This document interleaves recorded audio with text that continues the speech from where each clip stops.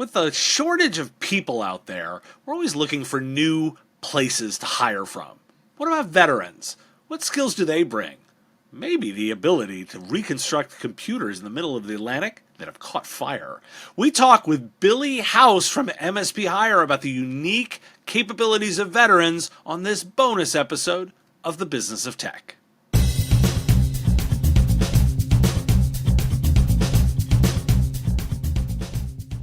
Do you like getting paid? Then make it easy for your customers with Gazinta Payments. Do you teach your customers not to click on links from strange domain names like mymsp.monkeypayments.com or slowbooks.com? Gazinta Payments uses your branding and domain name. No redirects, no confusion. Gazinta Mobius is trusted by over 1,000 MSPs to sync financial data. Their new product, Gazinta Payments, is built with the same care and empathy to make the payment process easy for your customers. Gazinta is a family-owned business dedicated to making software suck less every day. Go to gozynta.com/payments to learn more or get started. Billy, thanks for joining me today. Absolutely. Thanks for having me. It's a pleasure to be here. Now, when we started talking, you actually have a really interesting take on hiring of veterans and the difference that makes in IT and their careers. Give me a little bit of perspective of what's unique about hiring veterans. So I come at this from two different perspectives. I've worked in IT itself for 20 years, been working as a recruiter for a couple of years now, and I'm a veteran myself. I've talked to a lot of veterans, and especially within the MSP space, veterans can be a real asset. Because your typical IT role, help desk, systems administrator, network administrator, you go work for a company and you're locked into that role for however long you're there, unless you promote or move to a different position. Doing IT in the military, just like working with MSPs, right? We're looking for jack of all trades. We're looking for somebody that's got a big bucket of experience with multiple technologies, and doing that in the Navy. I was a network administrator. I was a customer service agent. I was, working on the networks and doing security auditing and policy management and everything like that. And so, there's a lot that can be lost in translation. And I spend a lot of my time working with veterans on this. They have the experience that MSPs are looking for, definitely. It's across the board. They touch a lot of different things, but they don't translate it very well. Or a lot of service members, when they're separating and they make their first resume, they still put a lot of military jargon and things like that your normal person who hasn't spent 5, 10, 15 years in the military wouldn't understand. So you look at the resume and she's like, I don't even understand what they're talking about. So let's start by talking a little bit about the people that are on the hiring side, and then we'll dive into some advice for the veterans themselves who are looking for those roles. Okay. If I'm thinking about this like the typical MSP owner, right, or a IT services company or somebody in the hiring role, one of the things that I get pushed back a lot of times when I talk about different demographics is that, look, our hiring process just brings in great candidates. I hear this all the time. And that they use sort of one process for that. Why wouldn't the standard process for hiring, work for veterans as well, just by default? There's a lot of disconnect between veterans, especially the veterans that have recently separated mostly. Veterans that have been out in the workforce for a while, they tend to have adapted. You can tell because they're in the workforce. But it's just that disconnect and speaking different languages. We all understand the technical speak and the technical jargon, but the military, even the different branches of the military kind of speak their own languages. and there's a lot that can get lost in translation. I just recently had a client of mine. They were sourcing for a position in Brooklyn, New York, and I had a young Marine out in California who is still on active duty but preparing to separate. Um, and he made it all the way through my screening process. Um, He's great. He was motivated, enthusiastic, huge background to fall back on, with his time in the Marine Corps. Um, and so as soon as I was done with my interview, he checked every single one of the boxes. So I called my client up and I was like, look, I know you guys are looking to hire now, but this is your guy. I really think you should have a conversation with him. Um, but before I recommend him to you, there are some extenuating circumstances here. He is still on active duty. He's preparing to separate. It's going to be 6 to 8 weeks. It's a little up in the air right now because if he gets a signed offer, he could probably get out a little bit earlier, but I think it's well worth waiting and moving on this guy now. And they talked to him and facilitated a conversation with him and helped make sure that they were clear that he's active duty, but he's getting out, and you guys can help facilitate this process, and you guys can come together and have this happy family together. And they loved him, and they sent him an offer letter last week. So got this Marine that hasn't even left active duty yet and already has a job in Brooklyn, New York when he moves home. So besides working with like a recruiter like yourself, what are ways for employers to plug into these communities in order to sort of enrich their pipeline of candidates?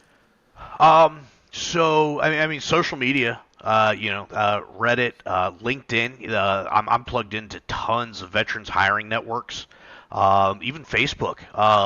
There's veterans hiring communities and veterans mentoring communities where a lot of these guys and gals that are getting out, they'll come and ask for advice like, hey, I'm getting out in a couple of months, here's my resume, how does this look? And you get a lot of feedback and stuff like that, or that they're directly looking for a job. Like, I get out in 4 months and I'm looking to move to X location. And you see, I mean, and they're inside these groups on both Facebook and LinkedIn. I mean, there's people that are just all over it. Like, hey, I work for this company and we're in this area and we've got these positions open. Send me your resume. Here's my email. So social media is a great way to do some outreach for that because there's a lot of tailored communities directly for speaking to veteran job seekers. So let's flip this a little bit. Let's talk to potential veterans and people that are considering working at MSPs or may not even know about that.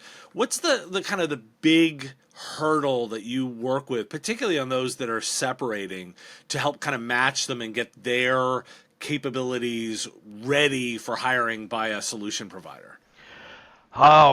A lot of it is just the language, right? I was working with a woman a couple weeks ago, and she had sent me her resume, and I completely understood it, right? She said that, she was the S3 NCOIC, and I was like, you got to change that. Like, I know exactly what that is. You're an operations department senior manager, senior leader, but like anybody else that's never served or spent any, time in the military isn't going to know what that means. Or you see people that put a lot of military training in their resume. I reviewed one resume where somebody was talking about the extensive ATFP certifications and training they had gone through. ATFP, I assume you probably don't know, is anti-terrorism and force protection. So security, like physical security and armed security and things like that. And if you're applying for an IT job or a job in the IT industry, you're not going to need your anti-terrorism security training, so that doesn't need to be in your resume. And that acronym, nobody knows what it means. Take that stuff out. So a lot of that is just helping them tailor their language and their resumes to the industries that they want to work in. Is it as simple almost in a way as just de-acronyming everything? Because in a way, when you describe like that particular one, I think like, well, anti-terrorism stuff, that's kind of useful in cybersecurity, I would think, and so but the moment I just understand what things are by just knowing their names, it feels like it's that. Is it as simple as just de-acronyming? No, because like I said, ATFP, right? They put ATFP training in there, but it's anti-terrorism force protection. It's not really going to translate into a cybersecurity career because it is firearms training and how to stand a watch and doing security, physical security, like walking a post and providing security and checking IDs and looking for bombs and stuff like that. Not something that is going to translate into IT or cyber. So it's and some of it is translation, right? S3 is it's operations. It's a code name for an operations department. So not just de-acronyming it, but like translating it into it's almost like like a DNS, right? Doing some name resolution so that it's making it human readable. So there's a lot of that. And also, I had a resume from a guy who listed a bunch of military awards in his resume. But he was in the military 15 years ago, and he's been working in the civilian world since. And the military awards that he listed is kind of irrelevant. Good Conduct Medal, Global War on Terrorism Service Medal. We know you served in the Army. Like, you've got the Army in your resume. We don't need all of this superfluous data here. So what's like the biggest set of skills that veterans get through the process of their service that they're kind of devaluing and not including on their resumes enough? Adaptability, 100%. Being able to work in very stressful situations. That's something I picked up early on in my career in the Navy. I was working on a computer system on a ship out in the middle of the Atlantic Ocean, and it was, the computer that controlled this system was a very antiquated machine, Windows 95, and this was in the mid 2000s, and it caught fire. But it was a very important system. It controlled a very important system on the ship, and it needed to be back up. But it was a Windows 95 computer in the mid 2000s. Like, we're in the middle of the Atlantic Ocean. What do you do? I took apart a bunch of different computers. I made a Frankenstein machine. I hopped on a helicopter, and I flew around to a bunch of different ships that were out there with us, and I managed to collect an entire Windows 95 installation set and reinstalled and got the system back up and running. Working in high-pressure situations and being able to get things done. A lot of people, they just kind of, shut down. Especially when the pressure's on, right? Something's down and it needs to be back up because it's costing us lots of money. Some people just go blank, whereas some of this in the military, especially if they spent more than a couple of years in, they've almost got that, it's instantaneous response of just thinking, okay, what are our options? What are our paths? What are we going to move? Just doing a lot of different calculations in the moment and being effective and getting results. So, Billy, if people are interested in getting more resources to help with their hiring process, where can they go? They go to our website, msphire.com. We've got contact information on there. You can reach out to our team, or we have resources available on the website, and that's a great starting point.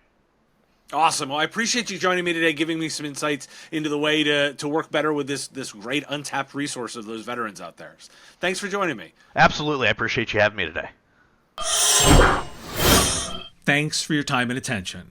Time is a finite resource, and I really value you giving me some of yours. If you like this video, you can let me know with a like of the video, and even more valuable, hitting the subscription button. My content is all free. and I use metrics like subscriptions to pay the bills, so it has real value. The content here is produced under ethics guidelines posted at businessof.tech. If you're interested in more content like this, you can get access to content early via our Patreon at patreon.com/MSPradio. It's our give what you want model where you set the value of what you think the content is worth. If you like this podcast, you can catch it daily as the 5-minute news and commentary show, The Business of Tech, available on all your favorite podcatchers with links at businessof.tech. Just hit that big blue button to subscribe. Again, thank you for taking time out of your day to listen, and I really value the interaction. If you want to say something in the comments, I do respond and watch all that, and I look forward to talking to you next time.